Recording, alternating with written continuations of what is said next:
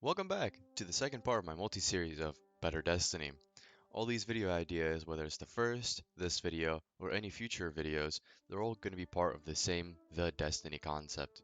This is mainly to put my ideas out in the world for anyone to see, and if anyone at Bungie would notice, would possibly take these ideas into account. This is mainly just ways of adding/solving problems within the current Destiny, and in my eyes, a way to keep everything that has been added or removed from the game to be kept into one single game, and not having any random reason to be removed since it's a MMO, and it's meant to have all of its content available at all times, and players should be able to obtain all the items within the game. I don't care what you say about exclusives or pre-orders, they're cringe. Getting straight into it, let's talk about primary ammo. To be honest, yeah, it's nice to have infinite primary ammo while doing activities, but at the same time, it doesn't give a sense that primary ammo is just as valuable as special or heavy, power ammo. However, it should be, but the drop rate for primary ammo should be increased to drop a lot more frequently compared to the others. Furthermore, old mods that use primary ammo could be used again, and new ones could be made. This is a small suggestion, but I think the way that everything has to be done, it has to be limited to a certain extent, and where you have a similar system for regenerating ammo. When running double special weapons and fully ran out, we regenerate ammo after some time. So unless someone doesn't pick up any primary ammo, they can regenerate it over some time. That was quick. It was mostly to make all weapons and ammo types be on the same page. Moving on to Gambit Prime. Although this isn't necessary, it's once again another game mode to play and another competitive game mode to have within Destiny. We could add a new use for it too. Nowadays, people play Gambit just to do pinnacles or get a specific weapon they'll never use. However, we can change that. We can keep the normal Gambit, and then we can add Gambit Prime, for more competition of course, similar to what we have now with competitive and Crucible. And here, players would be able to obtain old Gambit weapons slash new weapons that are still being added into the game as adept versions. Armor from Season of Drifter, shaders, and other things. All old things from that season would be added back, and anything else that was removed would be also added back. Similar to Trials, each time there's a new weapon in rotation in Gambit Prime, players have to acquire by doing a specific task instead of just completing a few matches and getting the weapon.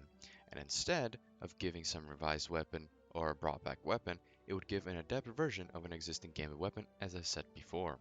So once again, it's similar to Trials where getting a flawless with the passage and the player gets to the lighthouse and gets an adept Trials weapon, whereas can do the same here with a Gambit passage and get an adept Gambit weapon. Now onto the simple and important section, dedicated servers. This one will be pretty short. It's legit a small, major request for having dedicated servers, because if this The Destiny is made properly and will have consistency all throughout, it will be far better for a large MMO game like this to have these type of servers. Bungie, please. The 12-man raid concept is a very small concept that I would love to see be added. It was originally a concept back in Destiny 1, but I would love to see it return or have at least one be made into the game. Not asking too much. Now, to give a quick rundown, the base difficulty would be of a current master raid. The overall length would consist of a last wish encounter amount, plus a strike, plus a campaign mission around 10 minutes. And of course, being 12 players, it would also be possible to complete with 6 players, similar to current raids that can be completed with 3 players or a low man, or less depending on which raid it is. It would have different armor and different weapons for each section, and would reward 4 exotics in total. 1 weapon, which could have a chance of being dropped via quest at the end of the raid, and 1 exotic for each class randomly dropped throughout the raid. I think it would give a pretty nice challenge and make the community grow a bit more since it would require larger teams having more communications and interactions. I really loved Prison of Elders type of game mode, and I feel like there should be more of it.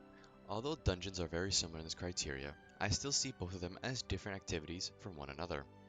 Because in dungeons, at least there's some sort of progression between the different slash new areas, while in arena battles, it would be very simple. It would have the Prison of Elders concept. So you spawn in a safe section between other sections, and you get told what enemy type and where you're going. Then after 4 or 5 rounds, go kill the boss and boom, it's over. And just like any other activity, it would feature adept weapons. To obtain the adept weapons, players would have to complete the highest difficulty of arena they choose, similar to the battle with Skolas in D1. If players would complete that, they would be able to get their loot and would get a random adept weapon drop. Now, let's say this arena takes place on the moon, and the main slash highest difficulty boss would be Shadow of Crota, that's seen from the Shadowkeep expansion quest. And once completed, players would be able to get their loot and will be rewarded with some random adept weapon. Moving to the solo mastery activities, or so I call them. And the best way to describe what these activities would be like is like 0 Hour or any of those types. However, these activities wouldn't be more exotic only activities. They would offer their own set of legendary weapons alongside adept versions and armor. It would be part of this solo mastery activity set, in which it includes 0 Hour being the exotic versions of them, and these other activities for legendary gear. This solo mastery activity would be available after finishing any given campaign. For example, if you had completed the Taken King or Forsaken, afterwards a node would appear and it would be a test of the player. It would have two difficulties, one normal, which is already somewhat higher level than the player, and a master version where adept versions of weapons could be earned. It would be a one person only activity and it would be the difficulty of a dungeon. Not only would I like to see all the current Destiny locations be added into one game, like all the playable planets, all the destinations like the Leviathan ship, the Dreadnought, and any other sorts, plus any seasonal explorable places that were available as activities or social space. However, besides that, I would like to see other planets and moons be added, and any other Destiny related ships or destinations to be added too. For example, we don't have a real destination for Saturn, which is the home planet where the Dreadnought resides, or Jupiter or Uranus. There's also the main moons that each of those gas giants have, and there's also other dwarf planets that we have to explore. Not only will this add more space and area to explore for players, but this will allow Bungie to add general, more lore, and gameplay for any additional seasonal or main story play space or more raids slash dungeons or any other special activities within the game. If the game is going to feature majority of their solar system, it might as well have all the surrounding things to be able to explore as well. This will add a wide variety of features for Bungie to add and players to play. On a similar note of having features implemented for planets or destinations, I would like to see the patrol space become much bigger and better. The current patrol space is decently big for most planets or destinations. However, I would like to be able to explore the entire planet, and I'm saying that with quotes, for the most part. It doesn't have to be entirely huge, but it should be large enough where many different activities can happen at once, and it can handle a large number of guardians, possibly handling between 10 to 20 people at once in a single area, and making it feel like a giant open area where players are exploring and doing many things. Going back to the idea of trading with players, I feel like if Bungie wants to not only expand their economy, make players buy more silver, but to also increase player interaction, they can add a feature where players can buy or sell items from one another using silver, and it would happen when trading or at an auction slash shop place. This once again gives meaning for Bungie to add more locations to the game. However, I would suggest doing it on existing planets since that makes more sense. Take the idea from Warframe. I would imagine for them a good amount of profit comes from players buying their premium currency, and generally increases player interactions between one another. This should be taken note of and could heavily help Bungie in funding the game for a reason. This I think will not only be a great idea, but also a cool feature to add, since once again it adds player interaction and allows players to fully express themselves more within the game besides basic armor, shader cosmetics, emblems, and any other smaller cosmetical things. There would be apartments for each player to own, and they would have different tiers, so everyone would gain a basic tier 1 apartment at Guardian rank 1. So when everyone starts at rank 0, and after completing challenges, they'll get to Guardian rank 1 and get their first tier 1 apartment. The way to obtain it is by completing challenges and tasks via the Guardian rank system like we do now. When players achieve Guardian rank 2, they'll be able to move up to tier 2 apartment, which is slightly larger, can be customized more, and players can add more trophies or achievements into their place to make it more of their own, and it'll repeat until the max guardian rank of 50. To explain how ranking works, each major expansion will increase the level and apartment tier by 2, and the minor expansion slash seasons by 1. So starting from Destiny 1, it would be 2 tiers: Dark Below 2, House of Wolves 2, Taken King 2, Rise of Iron 2, Destiny 2 2, Crucible 2, and Warmind 2. Then we have expansions that came with minor expansion slash seasons, and in this game they'll be released separately to make it a smoother and better release. Now, right now we're at max guardian rank 16 and tier 16 apartment. Forsaken alone will add 2 levels and apartment tiers, and each of the minor expansion will add 1, and since there's 3 of them, there'll be 3 tiers, so a total of 5. We're now at a max guardian rank of 21 and apartment tier. Following, we have Shadowkeep, which will add 6 in total, Beyond Light 6, Witch Queen 6, Lightfall 6, and finally we have Final Shape, which will add 5, bringing to a max guardian rank of 50 and apartment tier of 50. This does sound a bit complicated, and being similar to the character level that I talked about previously, and about light level. However, many MMOs feature the idea of going after bigger and better numbers. This will be another subtask for players to do and complete, and Destiny recently implemented and has had their own collection book, which now tells players what each feature does and how it works. So I don't think this concept is too hard to write about, and it will be taught to the player, since at one point they'll have to increase their guardian rank, and it will be taught how the system works. I'll do my best to explain this part very clearly and to the best of my abilities. I know this feature will not only improve the state of the game, but the connection between Bungie and the player base. Destiny should have its own version of Forge. This will allow players to heavily express themselves within the game using the components and features of Destiny. In their own private match, players will be able to customize a world to their liking, whether they want to make their own custom Crucible map, match, strike, raid, or any other activity that Destiny has to offer, which then could be saved and be used at a later use, or have a link attached to it in order to share with other players. Although, that's not the coolest part of this idea. Bungie can start hosting competitions for the next Crucible map, strike, or any other activity within the game. And it will be a competition between the community. They'll choose a group of people somewhere between 3 to 5 each time, and each person will give their best map, which ahead of time has gained high popularity or rating. Afterwards, the community will choose the best out of a given selection, and the winner will have their idea slash activity implemented into the game, with Bungie's touch of course, like making it official and more refined. This not only, once again, adds player interaction between one another, but Bungie too. This also gives Bungie a bit of rest, since most of the work and idea slash concept has been done by the player. And all they have to do now is polish it up and release it into the game, saving time, cost, and any other expense that usually takes up lots of time. This process could be done also with armor, weapons, and anything else within the game. Here's the idea of public events, where they have their own world loot that's actually useful for early to mid game. However, these activities would offer more mid to end game loot. It would feature the same concept of having normal difficulty, a slightly harder version, and then a master or a nightmare mode. And the highest difficulty would offer the highest possible rewards, although it would differ from the public events since those mainly offer world loot, and at times 1 or 2 special weapons from the higher difficulty would be dropped. But blind wells and the rest would offer their own loot pool. Instead of having to use the dungeon loot like they do now, the dungeon loot would be left for the dungeons, you know. And these activities would finally get their own armor, weapons in rotation that would be more useful for players rather than being some basic dungeon loot.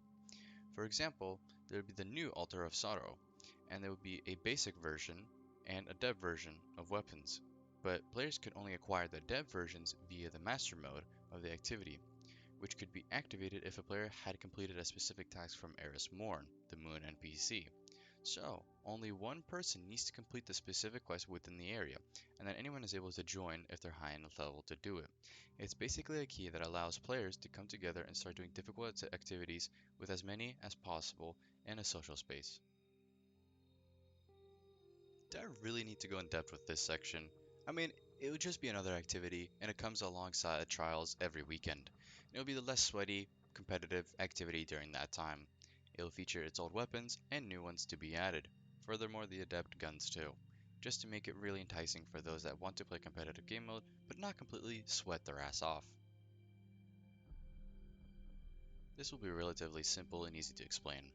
First and foremost, the loot pool in Dares will not be for old world pool items, since we already have the old activities back to carry those weapons and armor. Furthermore, public events and other activities within a patrol space will fulfill those roles. However, the new loot within Dares will be all the Eververse skins that were part of the 30th anniversary or general exclusives, but the ornaments that look like they'll be part of the Dawning set or Solstice or any other event wouldn't be included as part of the loot, and they'll be part of a specific event that they're from, as loot, which I'll get into later. So all the 30th stuff will be included. The PlayStation skins will also be in the loot pool, and so on. Anything that isn't directly part of an event and is just an ornament will be an armor within Dares. That will solve the problem with having not enough armor within the loot cycle. But then there's the weapons, which easily can be done, since the devs could totally be creative with their ideas and totally change up from what the usual weapons that are in Destiny. Since Dares and the 30th isn't supposed to be too related to the Destiny universe, but the weapons are created to become close enough to what's within the game.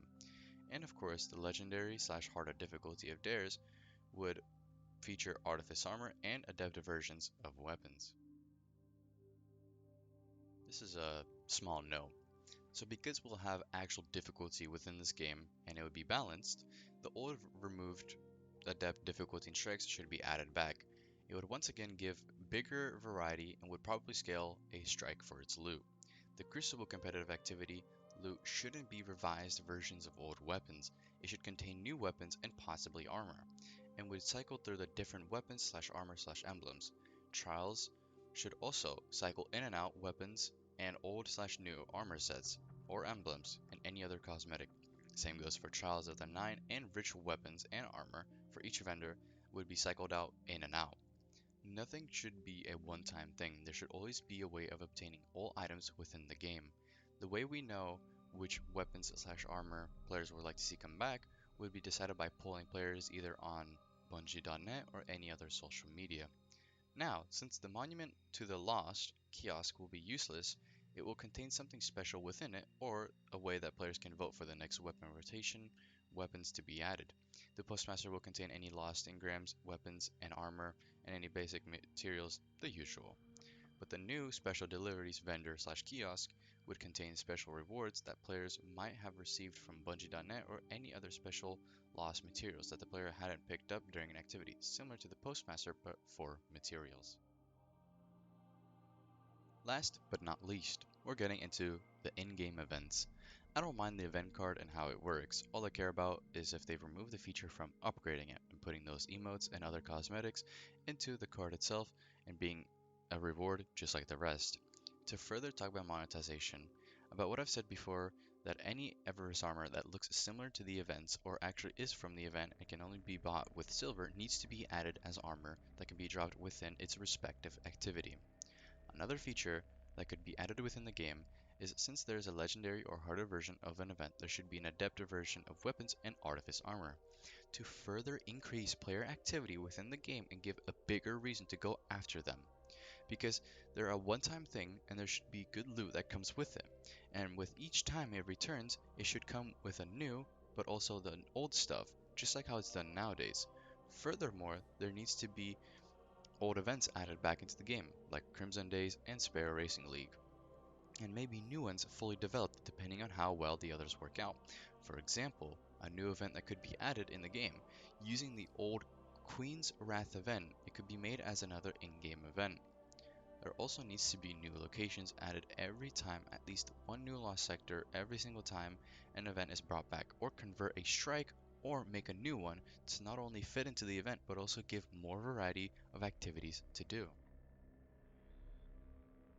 Once again, thanks for watching and listening to me ramble for God knows how long, but I want to thank you once again for either coming back or being someone new and listened for a long time. I hope to see you again in the following videos, and yeah, have a good one. See ya!